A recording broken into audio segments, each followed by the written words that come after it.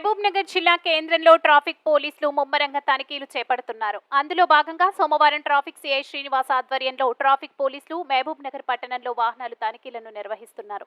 ఈ సందర్భంగా number plate లేని వాహనాలు, లైసెన్స్ లేకుండా నడిపే వాహనాలను పట్టుకుని సీజ్ చేస్తున్నారు.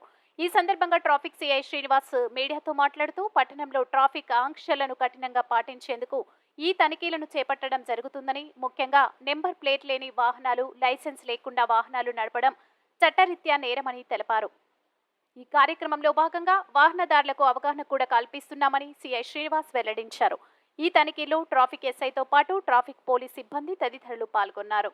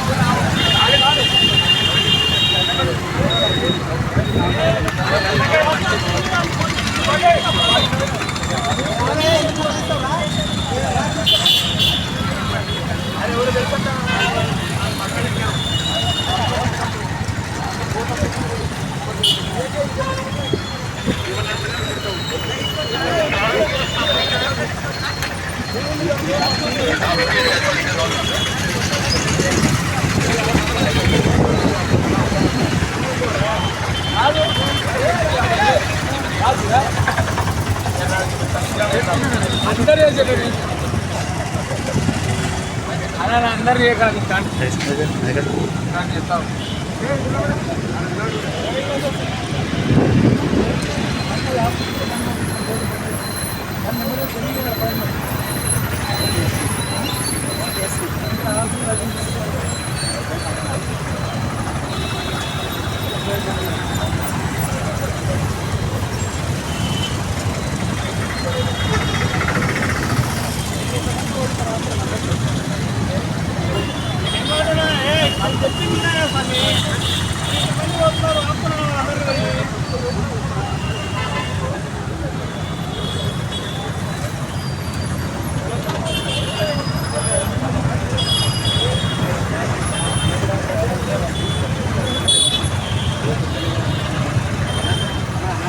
ట్రాఫిక్ పోలీసులు ముమ్మరంగా వాహనాలను తనిఖీ చేస్తున్నారు.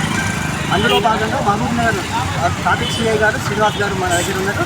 అది తెలుసుకున్నాం, దేనికోసము తనిఖీ చేపడుతున్నారు అనే విషయాన్ని అది తెలుసుకునే ప్రయత్నం చేస్తాం. కాబట్టి ఈ తనిఖీ దేనికోసం